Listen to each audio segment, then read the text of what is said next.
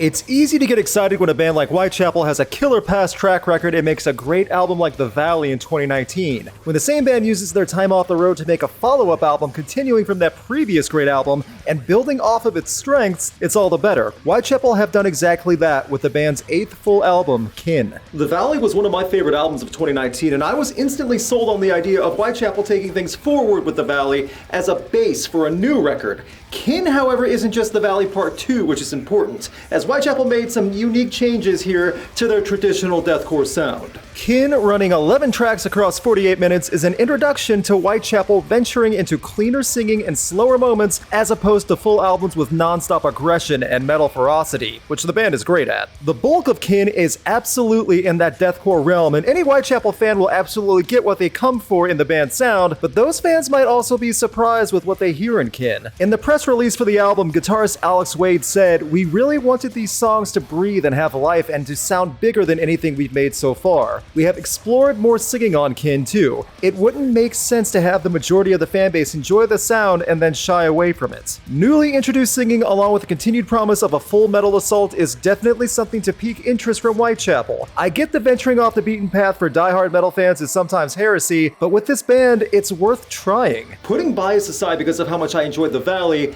Kin on paper sound like a unique next step for the band. That's something you want for just about any group 8 albums in.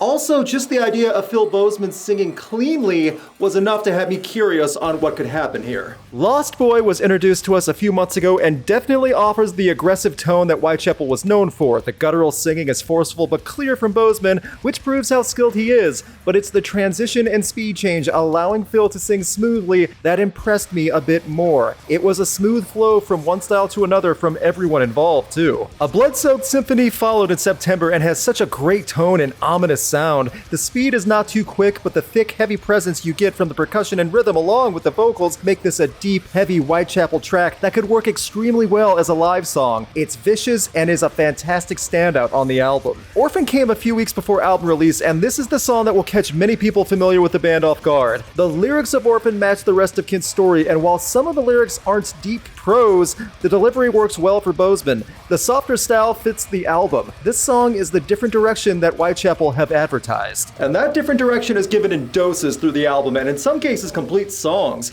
Alex Wade's statement on exploring more singing is present everywhere, while not completely taking over the true majority of sound. Whitechapel is still deathcore, and Kin still easily falls under that classification. The first track, I Will Find You, has a great western flair opening before the heavy riffs roll in. The vocals are fast and deep. A true continuation and bridge from The Valley for sure, and you are sucked into the entire 5-minute song. That transition from heavy to smooth is also featured here as well, and it's done well too. Anti-Cure has a post-grunge flair through the majority of it, and saying that about a Whitechapel song is a crazy statement to reflect on, but they make it work both with tone and belonging in the album. The instrument work is strong. It's another 5+ minute song, and it goes by quick. The Ones That Made Us raises back up the volume and intensity. It's one of the relentless, dominating songs from Kin in a coming-of-age style with some heavy chugs and big drum hits. It works for what it's trying to accomplish and follows after Anti-Cure well, even if completely different in intensity. History is Silent is another ballad with some good harmonic guitar work, and Bozeman is impressive in the soft first minute until the Dragon's Roar unleashes. It's a true Jekyll and Hyde delivery, and both are voices that fit on a well-played song. Once again, not expected and pleasantly surprised. To the Wolves blows out your speakers after that, and the last few tracks have followed the less heavy than very heavy back and forth with alternating songs. This time, the booming voice starts up and the guitar work from Savage and Wade shines here. The wailing notes add a great dynamic to the low, heavy track, along with the crushing material being sang, not reinventing the wheel, but still moving it well. After a 1-minute instrumental Without You, we get the forceful opening of Without Us that sways back and forth from smooth and moving to forceful and enormous. There's a sadness in tracks like this, and while the writing is not stellar from beginning to end on the album, there are some moments that hit home, including this track. And finally, the title track closes with hard acoustic chords wrapping things up in similar fashion to how the album opened. The guitar work is soaring. Bozeman sounds solid on the final notes. It feels like a true finale to something so big, and as soon as the song is over, you want to start the whole album over again, which is proof that the closer did many things right, along with the entire album. Kin was well thought out not only as a continuation from The Valley, but also as a complete album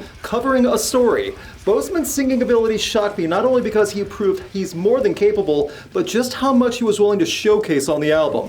Whitechapel used their time off the road in the best way possible. They wrote an album to expand their sound while delivering something worthy of the band's name. Overall, Kin delivers in traditional deathcore style while implementing a few new techniques. It's an album that will satisfy longtime fans while possibly winning over new ones because of the different approach in adding something new. It's a strong showing from a band that are continuously trying to find ways to improve with each passing album.